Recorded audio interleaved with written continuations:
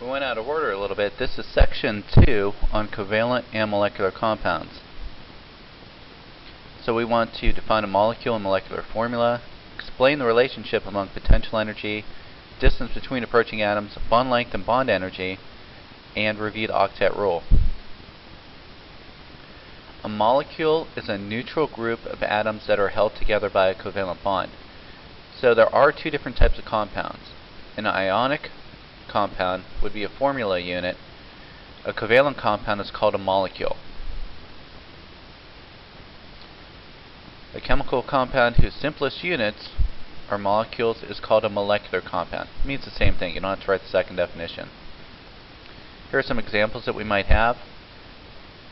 Covalent compounds have two nonmetals, or more than two nonmetals. So you don't have to copy these down, but things we'll talk about are water, an oxygen molecule. Even sugar is made out of carbon, hydrogen, and oxygen. This we've had before. When it's just one single atom, it's monatomic. Two atoms are diatomic. When it's more than two atoms, it's polyatomic. So how are they formed? Most atoms have lower potential energy when they are bonded to other atoms than they have as they are independent molecules. You don't have to copy the diagram, but it just shows with potential energy that they have the lowest energy when they're together. So atoms form compounds, whether it's ionic, covalent, or metallic, to be more stable with lower energy. Don't have to copy down these diagrams also, but just think a minute.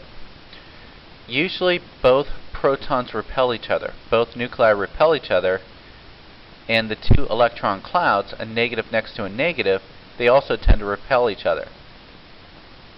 But what will happen, the nucleus of one attracts the electron cloud of the other. The positive attracts the other negative. So what will happen, like charges repel, opposites attract though, so a covalent bond forms. Their electron clouds overlap. So the distance between two bonded atoms at their minimum potential energy is the bond length. Because electrons move back and forth, it's the average distance between two bonded atoms. In forming a covalent bond, the hydrogen atoms release energy. The same amount of energy must be added to the separate bonded atoms. So bond energy is the energy required to break a chemical bond and form neutral, isolated atoms. This is the old way of doing it. Most of you hated the orbital diagrams with the lines and arrows, but if we have hydrogen bonded to hydrogen, that's what I was talking about on the last slide, hydrogen is 1s1, a second hydrogen would be 1s1. Now, neither one of them fill the first energy level, but if we have two different hydrogens, if they share their 1s1 electrons, they overlap their orbitals, that'll act like helium when they each share one, so this will achieve a noble gas configuration. So it's cut off a little bit on the bottom, but when they do bond together, when they do share the electrons, it'll act like 1s2. So with the octet rule, noble gas atoms are unreactive because their electron configurations are especially stable. So with the octet rule, when you have a full set of valence electrons, atoms are stable. So this stability results from the fact that the noble gases' outer s and p orbitals are completely filled, most of the time by a total of 8 electrons. Other atoms can fill their outermost s and p orbitals by sharing through covalent bonding.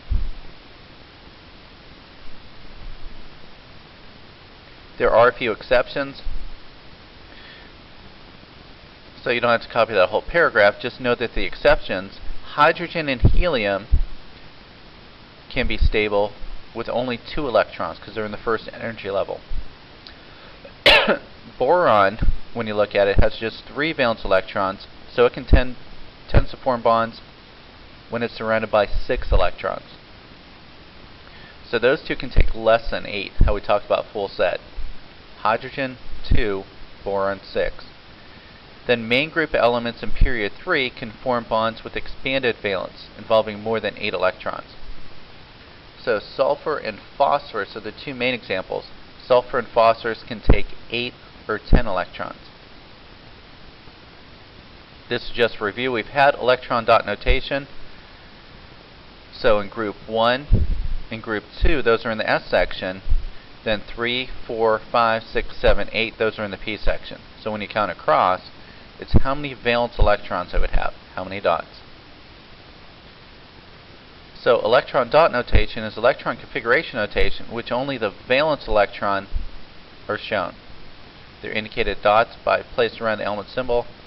Inner shell electrons are not shown. So we only show the outer electrons, not the shielded electrons. So sample problem B, write an electron dot notation for hydrogen and nitrogen. Take a look for a second, pause if you need to. The sample solution. Hydrogen is in the first energy level. It's in the 1s1 section, so we just have one dot.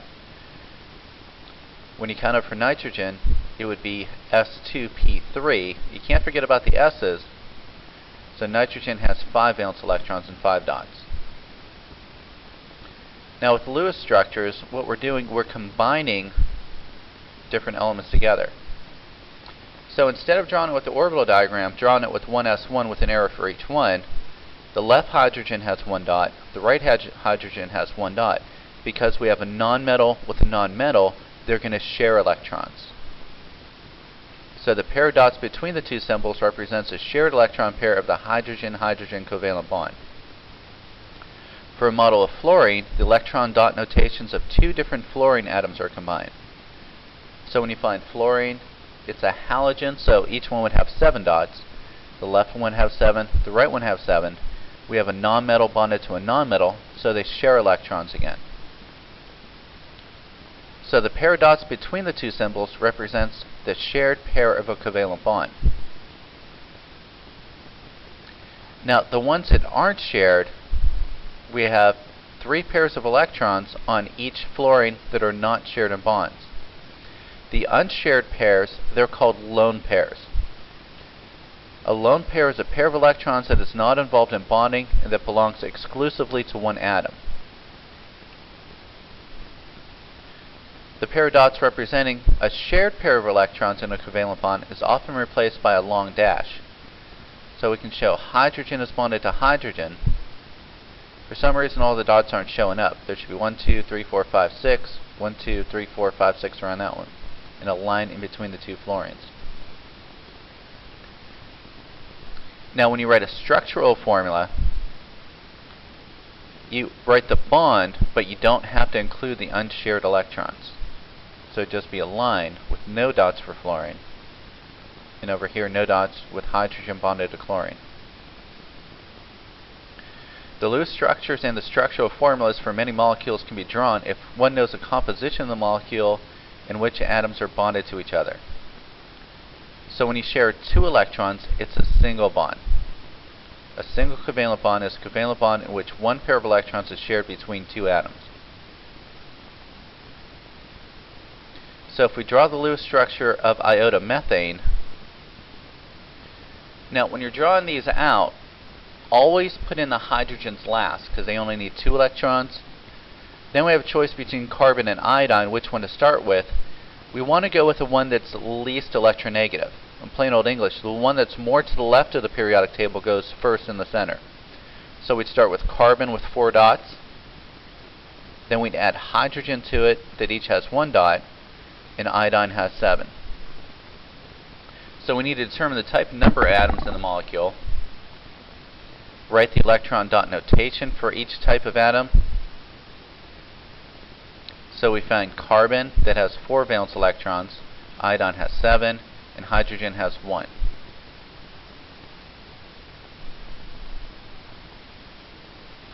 So determine the total number of electrons. This step you can really skip when we're going to practice. So they show that carbon, there's 1 of them for a total of 4 electrons, iodine there's 7, 3 hydrogens each have 3 for a total of 14 electrons.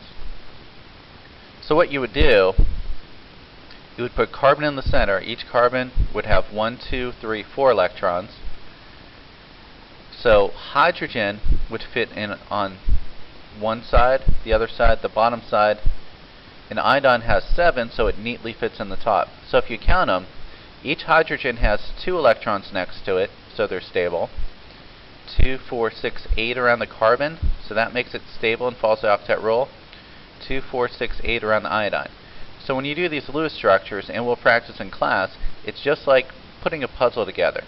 The pieces have to fit. Now if we have a single bond, we can also have a double bond. A double bond is which 2 pairs of electrons are shared between 2 atoms. So instead of sharing 2 electrons, you can share 4. Double bonds are often found in molecules containing carbon, nitrogen, and oxygen. A double bond is shown by either 2 side-by-side pairs of dots or by 2 parallel dashes. So most of the time, you could draw it with dots in between right here, but we'll show it with double lines in between. So single, double, triple. A triple would be 3 bonds in between, 3 pairs. So 6 electrons are being shared. So right here, nitrogen and nitrogen, you could draw it with 6 dots in between or with 3 lines. Another one would be ethine, would have a triple bond. Double and triple bonds are referred to as multiple bonds or multiple covalent bonds. In general, double bonds have stronger and greater bond energies and are shorter than single bonds. So a double bond is stronger than a single bond. Triple bonds are even stronger and shorter than double bonds. So when writing Lewis structures for molecules that contain carbon, nitrogen, or oxygen, remember that multiple bonds between pairs of these atoms are possible. So what we need to do, and this is just a summary, you don't have to copy all this, to draw these out we need to gather information. So to draw a Lewis structure for each atom in the compound, we're placing valence electrons around an atom, place 1 electron on each side before pairing any electrons. Determine the total number of valence electrons in the compound. So we want to arrange the Lewis structure to show how the atoms bond in the molecule. Halogen and hydrogen atoms often bind to only one another atoms and are usually at the end of the molecule. So when you see hydrogen or a halogen, put them in last. Carbon is often placed in the center. You will find that with the exception of carbon, the atom with the lowest electronegativity is often the center atom. So we want to distribute the electron dots so that the atom except for hydrogen, beryllium, and boron satisfies the octet rule. We'll talk about beryllium later. Change each pair of dots that represents a shared pair of electrons to a dash. Count the number of electrons surrounding each atom, except for hydrogen, beryllium, and boron. All atoms must satisfy the octet rule. Check that the number of valence electrons is still the same number as you determined in step 1. So another problem. So methanol, we have carbon, hydrogen, and oxygen. Methanol is also known as formaldehyde. So to solve this one, determine the number of atoms. So we have 1 carbon, 2 hydrogens, and 1 oxygen. Write the dot for each one. Carbon has 4, oxygen has 6 valence electrons, and hydrogen has 1.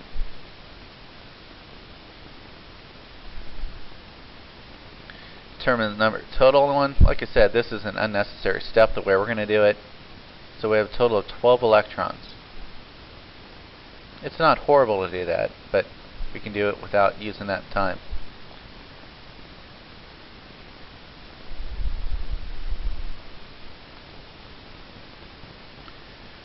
So when you set this up, carbon goes in the center with its 4 dots.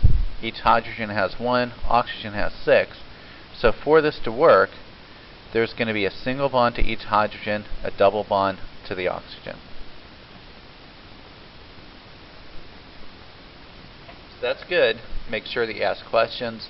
We won't calculate, but we have to show bonding in this chapter.